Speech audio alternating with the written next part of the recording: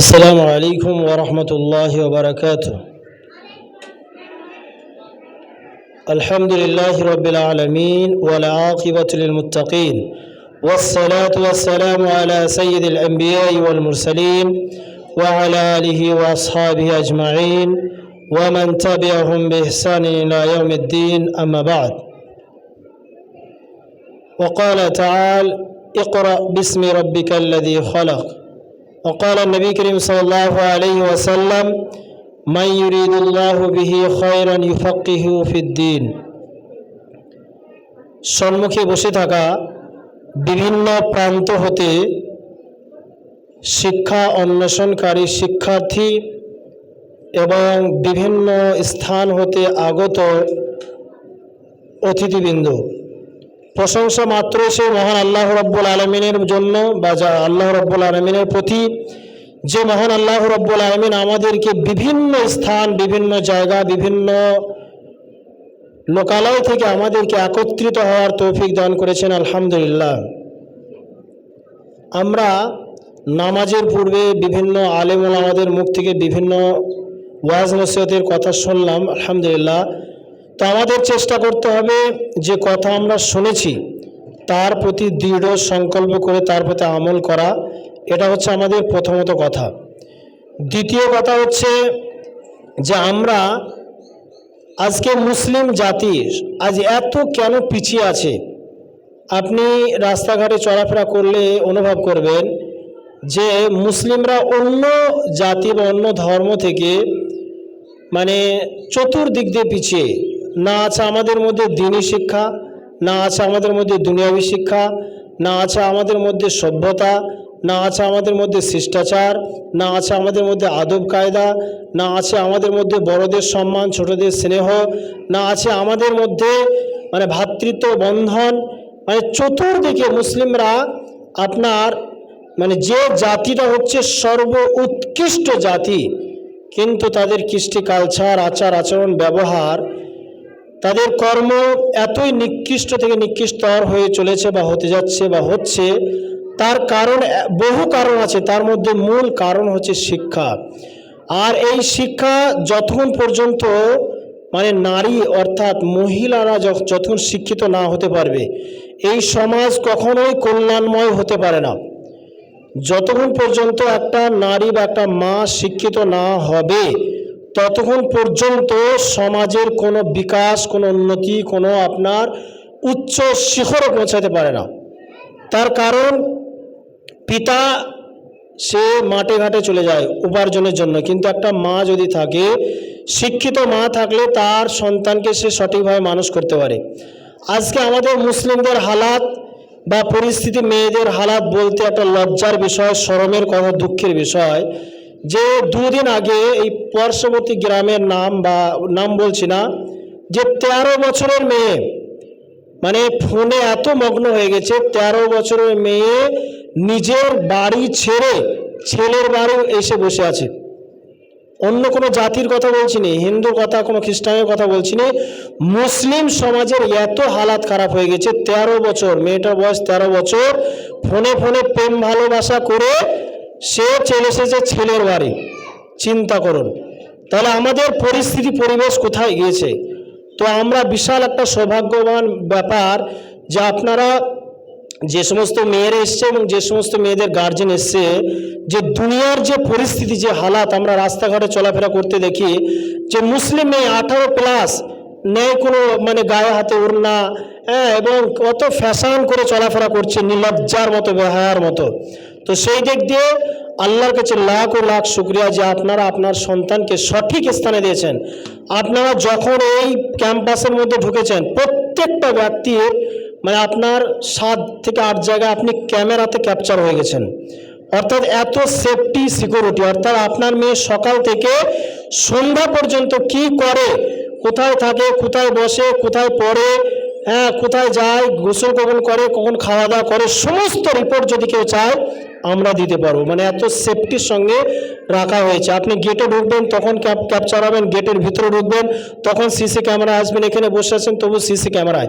তো সর্বদাই সিসি ক্যামেরার আন্ডারে আছে। এবং এখানে বিশেষ মানে অতি যোগ্য স্বয়ংসম্পূর্ণ আমাদের শিক্ষক আছে। আপনি অন্যান্য মাদ্রাসার সঙ্গে পর্যবেক্ষণ করবেন, তো আমাদের শিক্ষকরা অন্য মাদ্রাসার শিক্ষকদের পড়ানোর যোগ্যতা রাখে। এটা গর্ব করে আমি বলতে পারবো যে আমাদের মাদ্রাসায় যে সমস্ত শিক্ষকরা আছে, অন্যান্য মাদ্রাসা অন্যান্য প্রতিষ্ঠানের শিক্ষকদের এমন কিছু শিক্ষক আছে, সবাইকে নয়, তারা পড়ানোর যোগ্যতা রাখে কিনা।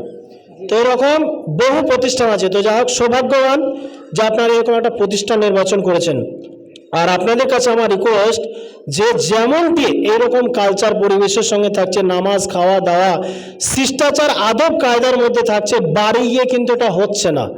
বাড়ি যাওয়ার পরে সাথে সাথে ফোনটা কোথায় আছে, হ্যাঁ, বাবার ফোনটা কোথায় আছে, মায়ের ফোনটা কোথায় আছে, ওই নিয়ে ব্যস্ত।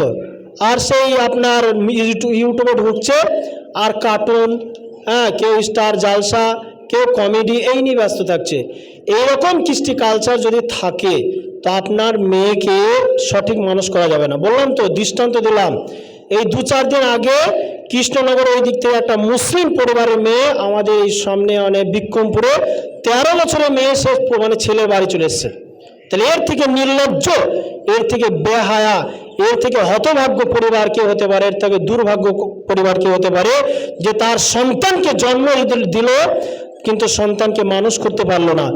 একটা নারী যদি ইচ্ছা করে তার সম্মান, তার অধিকার, তার মর্যাদা সে উন্নত স্তরে পৌঁছাতে পারে। একটা নারী যদি ইচ্ছা করে, একটা মেয়ে যদি ইচ্ছা করে, তার মা বাপের সম্মান, তার পিতামাতার সম্মান, তার আত্মীয় স্বজনের সম্মান, তার গ্রামের সম্মান, তার পাড়া প্রতিবেশীর সম্মান, ঐতিহ্য বৃদ্ধি করতে পারে। আর একটা নারী যদি ইচ্ছা করে তার সম্মান, তার বংশের সম্মান মাটিতে মিশিয়ে দিতে পারে। আপনি চিন্তা করুন যে এই মেয়েটা যখন এখানে চলে আসলো বা এরকম দুর্ঘটনা করলো, তাহলে সেই পরিবারের মানুষ সমাজের কাছে কি করে মুখ দেখাবে? এটা লজ্জাজনক বিষয়। তার কারণ এটাই যে আমাদের কাছে শিক্ষা নেই। আমরা শিক্ষা শিখতে পয়সা খরচ করতে চাই না। আজকে মুসলিমদের হালাত এমন যে শিক্ষা শিখাবে, এত টাকা খরচা, কি করে সম্ভব? আবার বিয়ের প্যান্ডেল করছে 2 লাখ টাকা খরচা, বিয়ে অনুষ্ঠান করছে, ওই মেয়েটাকে মূর্খ করে রাখলো সারা জীবন, এবং অশ্লীল বেহায়ার মতো রাস্তাঘাটে চলাফেরা করলো। কোনো মান সম্মান কিছু থাকলো না, না পর্দা আছে, না ওড়না আছে, না বোরকা আছে, কিছু নেই। বেহায়া নির্লজ্জার মতো থেকে শিক্ষা অন্বেষণ করালো না। আর ওই মেয়েটাকে বিয়ের উপযুক্ত হচ্ছে তখন 10 লাখ টাকা খরচ করছে। বলছে একটা অনুষ্ঠান না করলে কেমন হবে? তো কি করা যায়? তো অমুক জনায় অমুক পাড়ার ওই ব্যক্তির সুদের উপরে টাকা দেয়, তাহলে 5 লাখ নিয়ে নাও, আস্তে আস্তে শোধ করা হবে। তো এরকম অনেক পরিবার আছে যারা সুদের উপরে টাকা দিয়ে বিয়ের অনুষ্ঠান করছে। এমনও পরিবার আছে মেয়েকে মূর্খ রেখে বিয়ের অনুষ্ঠান করবে বলে তার জন্য টাকা জোগাড় করছে, অথচ মেয়েকে 2000, 1000, 500, 700 করে মাসিক মানে যেটা বাড়িতে খরচ করে, ওই খরচটা কোনো প্রতিষ্ঠানে দিয়ে তাকে যে মানুষ করতে হবে, সভ্য করতে হবে, তাকে যে শিষ্টাচার দিতে হবে, এরকম কোনো ধ্যান ধারণা নেই। সেই জন্য আজ মুসলিম জাতি প্রত্যেকটা স্তরে মার খাচ্ছে, লাত খাচ্ছে, অপদস্থ, হেনস্থা, তিরস্কার, ভৎসনায় আজ জর্জরিত। সেজন্য আপনার এসেছেন, বিশাল সৌভাগ্যের বিষয়। আপনার মেয়েকে আপনি সঠিক স্থানে আপনি ভর্তি করেছেন। আপনাদের কাছে আমরা চ্যালেঞ্জ করে বলবো, যারা 5-এ আমাদের ভর্তি করেছে, যে সমস্ত মেয়েরা 5 থেকে 10 পর্যন্ত আমাদের এখানে রাখবেন, 5 থেকে 10 পর্যন্তের মধ্যে যদি ইংলিশ এবং আরবি ভাষায় সে দক্ষতা অর্জন না করে, 5 বছরের যত ফিস আপনি দিয়েছেন, যত টাকা দিয়েছেন, আমরা একদম স্বইচ্ছায় ফেরত দেব। এটা চ্যালেঞ্জ করে বলছি। কিন্তু কথা হচ্ছে প্রতিষ্ঠানের সিস্টেম মেনে চলতে হবে। এই সপ্তাহে সপ্তাহে গার্জেন আসা, মেয়েকে নিয়ে যাওয়া, এই বিয়ে হচ্ছে, এই খালাতো বউ, পাপা মানে ফুফুতো, মামাতো, দেওরের ননদের ছেলের বিয়ে, তার দাওয়াত আছে, নিয়ে চলে যাচ্ছে, এরকম করে মানুষ হবে না। তো আপনার প্রতিষ্ঠানের যে ছুটি আছে, নিয়ম নীতি আছে, সেটা ফলো করতে হবে, তবেই মেয়ে শিক্ষা অন্বেষণ করবে। কিছু কিছু গার্জেন বলছে ছুটি আছে বাড়ি নিয়ে যাওয়া, মানে বাড়িতে একটু অনুষ্ঠান আছে, বাড়ি নিয়ে যেতে হবে। কি অনুষ্ঠান হচ্ছে? আজকে পিঠে করেছি, আজকে পিঠে খেতে বাড়ি নিয়ে যাচ্ছে মেয়েকে। তাহলে সেই জাতি কি করে উন্নত হবে যে একটা মেয়েকে আজকে পিঠে খাওয়ানোর জন্য, আদর্শা খাওয়ানোর জন্য এইখানে ছুটি নিতে এসছে, আর মেয়েটা কান্না করছে, বলছে তাহলে তো নিয়ে যেতেই হবে, কান্না থামে না। হ্যাঁ, এরকম নর্মাল গার্জেন হবে না। যত বছর পড়াবেন মানে মনকে পাষাণ করে নেবেন যে আমার মেয়েকে তৈরি করতে হবে। ও কাঁদছে, কাঁদুক না, 2 দিন কাঁদবে, 4 দিন কাঁদবে, 5 দিন কাঁদবে, 1 মাস কান্না করুক, কিন্তু ওকে মানুষ হতে হবে, এরকম প্রতিজ্ঞা অনুভব করে নেন আজকে। নচেত আপনার পয়সা খরচ করা হবে। আর সপ্তাহে সপ্তাহে আসা, সপ্তাহে সপ্তাহে নিয়ে যাওয়া, এইগুলো বন্ধ করতে হবে। সবাই নয়, কিছু গার্জেন আছে, তো আপনারা চেষ্টা করবেন ছুটিতেই বাড়ি নিয়ে যাব। কারণ বাড়ির গ্রামের যা পরিবেশ, আপনার মেয়েকে, যদিও আপনার মেয়ে 5 ওয়াক্ত নামাজি হয়, পর্দাশীলতা হয়, যদি পরেশগার হয়, দিনদার হয়, বাইরের যে পরিবেশ আপনার মেয়েকে ঘর থেকে টেনে বের করে নিয়ে যাবে এবং উড়নাটা সরাইতে বলবে। ছি ছি, তুই উড়না পরে আছিস, আমরা 5 জন খালি মাথায় আছি আর তুই উড়না পরে আছিস, লজ্জা লাগে না? মানে উড়না পরাটা লজ্জা লাগে না তাই বলবে, এমন জঘন্য পরিবেশ। তো সেই জন্য আপনাদের কর্তব্য মেয়েকে সভ্যতা শিষ্টাচার দেন, ইনশাল্লাহ বিবাহ শাদী মানে খুব উচ্চ মানে শৃঙ্খলা বা উচ্চ পরিবারে হবে। অনেক মানুষের খোঁজ আসে যে একটা ভালো মেয়ে, যে একটা ভালো পরিবেশওয়ালা মেয়ে চায়, মাস্টার ডাক্তার খোঁজ আসে, কিন্তু ভালো মেয়ে পাওয়া মুশকিল। আজকে রাস্তাঘাটে চলাফেরা করি, সমানই সাইকেল নিয়ে টিউশনে যাচ্ছে, সকালে বিকালে দুপুরে রাতে, মনে হচ্ছে কি পড়ায় পড়ে। কিন্তু ওই মেয়েটাকে যদি পড়া হয় বা ধরা হয় বা এসে পড়াওসি, পারবো না পড়াইতে, আমার তো অতটা যোগ্যতা নেই। এই হয়ে গেছে আমাদের কালচার, মানে দেখানোটাই হয়ে গেছে আমাদের শিষ্টাচার। আমাদের শিক্ষাটা আসল মতলব নেই যে অমুক জনারে আমানুল্লাহ বা আবদুল্লাহর মেয়েটা খুব টিউশনে যায়, তো সকাল বিকাল দুপুর, আমার মেয়েটা যায় না, তুই দেখ মা কোথায় টিউশনে পড়াচ্ছে, বিয়ে তো কটার সময় বাড়ি আসে, রাত 9টা, তো কি হয়েছে, পড়াশোনা করতে রাত হতেই পারে। একটা যুবতী মেয়ে মুহররম ছাড়া রাত 9টায় কি করে বাড়ি আসে? আপনার লজ্জাহীনতার পরিচয়। আপনি চিন্তা করেন যে আপনার যুবতী 18 বছর মেয়েকে আপনি বোরলা ছাড়া কি করে কলেজ ইউনিভার্সিটিতে পড়াতে পারেন? আর কলেজ ইউনিভার্সিটির যা পরিবেশ, সে কি বলবো, মানে এর থেকে জঘন্য আর বর্বর হয় না। শিক্ষার নামে আর স্বাধীনতার নামে সমাজকে এতই জঘন্য স্তরে পৌঁছে দিয়েছে, সেটা বলার কথা নয়। সেজন্য আমাদের উচিত কর্তব্য এটা হবে, নিজের মেয়েকে মানুষ করুন। ইনশাআল্লাহ তাআলা আপনাকে বিয়ের জন্য সম্পদ গুছাতে হবে না। আল্লাহ ঠিক করে রেখেছে, আপনার মেয়েকে যখন পাঠিয়েছে তো তার সঙ্গে কার বিবাহ হবে এটাও আল্লাহরই দায়িত্ব, আল্লাহ তাকেও পাঠিয়ে দিয়েছে। সেই জন্য পড়াশোনার জন্য আসল খরচা, আপনি মেয়েকে পোশাক কিনে দিলেন, বিয়েতে অনুষ্ঠান করলেন, বা বাড়িতে বিরাট একটা প্যান্ডেল করে মানে অনুষ্ঠান করলে, এই খরচগুলো হচ্ছে ফালতু খরচা, এই খরচের কোনো নেকি নেই। আর আপনার মেয়েকে সঠিক স্থানে পড়ানোর জন্য যদি আপনি 2 টাকা খরচ করেন, ওইটা হচ্ছে আসল সাদকা, আসল মানে খরচা হচ্ছে ওইটা। সেই জন্য আমার বলার উদ্দেশ্য এটাই যে ছুটি বেশি বেশি নেবেন না, তাহলে পড়া হবে না। মানে ট্যুর করা হবে, ঘোরা হবে, আসা হবে, যাওয়া হবে, এই বাঁশ গাছ কলা গাছ দেখা হবে, পড়া হবে না। সেই জন্য যখন আমাদের ছুটি হবে তখন ছুটি নেবেন। দ্বিতীয়, বাড়িতে পরিবেশটা আপনারা ঠিক রাখবেন। অনেক মেয়ে যাচ্ছে, এই ছুটিতে অনেক মেয়ে আসেনি, কিন্তু 2-4টে মেয়ে আসেনি, কারণ ফোনের নিশাতে পড়ে গেছে, তারা ফোন ছাড়তে পারছে না। হ্যাঁ, বাপ মা ছাড়তে রাজি, কিন্তু ফোন ছাড়তে পারছে না। তো সেই জন্য ফোন থেকে দূরে রাখবেন। আর দ্বিতীয় কথা হচ্ছে যে বাড়ির যে কালচার, যে পরিবেশ, আপনার মেয়েকে পূর্বে আমাদের মৌলানা সাহেব বলেছেন যে অসৎসঙ্গ নরকে বাস, সেই জন্য সৎসঙ্গ তাকে নির্বাচন করাবেন।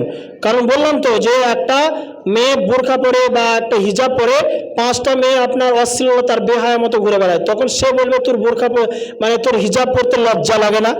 তখন সে মনে মনে ভাববে তো ঠিকই বলছে, মানে শয়তান তো সবসময় কুমন্ত না, যে ওরাও তো হিজাব পরে নেয়, ওদের 18 বছর পার হয়ে গেল, ওড়না পরে নেয়, এরা ঠিকই কথা বলছে। তারপরের দিনও খালি মাথায় যাবে, যে মনে করবে এটা আমার স্বাধীনতা, বিরাট স্বাধীনতা।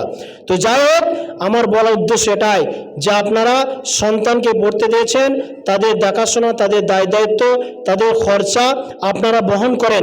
এই খরচাটাই আসল খরচা। বিয়ে শাদীর জন্য আপনাকে ভাবতে হবে, ওটা আল্লাহ ভেবে রেখেছে, আল্লাহ সিদ্ধান্ত চূড়ান্ত করে রেখেছে, মানে তকদির বা নসিবে কি হবে সেটা লিপিবদ্ধ করে রেখেছে।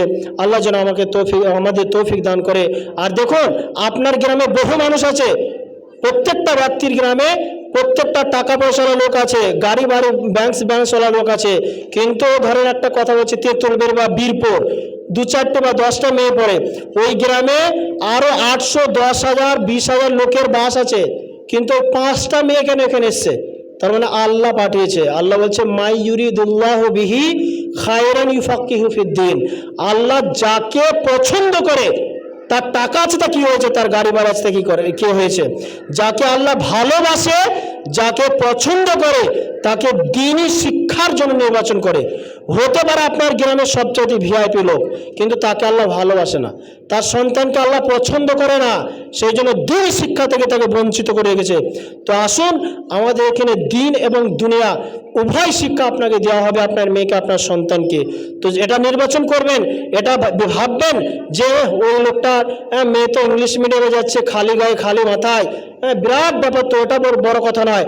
আপনাকে আল্লাহ নির্বাচন করেছে যে অমুক প্রতিষ্ঠানে যাও, অমুক জায়গায় যাও, মেয়েটাকে সভ্য তৈরি করো। শিক্ষিত লোক বহু আছে, বহু ডিগ্রিধারী লোক আছে, কিন্তু আদর্শবান নেই। তো আদর্শবান এবং শিক্ষিত দুটো হতে হবে। যাক, আল্লাহর কাছে প্রার্থনা করি আল্লাহ রাব্বুল আলামিন যেন আমাদেরকে শিক্ষার সঙ্গে সঙ্গে আদর্শবান হওয়ার তৌফিক প্রদান করে। MA BA BEd DEd করে কোনো লাভ নেই যদি আদর্শবান না হতে পারে। সেই জন্য শিক্ষার সঙ্গে আদর্শ, শিষ্টাচার, আদব, কায়দা এগুলো ফলো করতে হবে। আল্লাহর কাছে এখান থেকে সমাপ্ত করি। আল্লাহ যেন আমাদেরকে সঠিকভাবে চলা এবং সঠিকভাবে বলা এবং যেগুলো আমরা শুনলাম তার প্রতি আমল করার তৌফিক দান করে। আমিন। ওয়া আখির দাওয়ানা আনিল হামদুলিল্লাহি রাব্বিল আলামিন। আসসালামু আলাইকুম ওয়া রাহমাতুল্লাহি ওয়া বারাকাতুহু।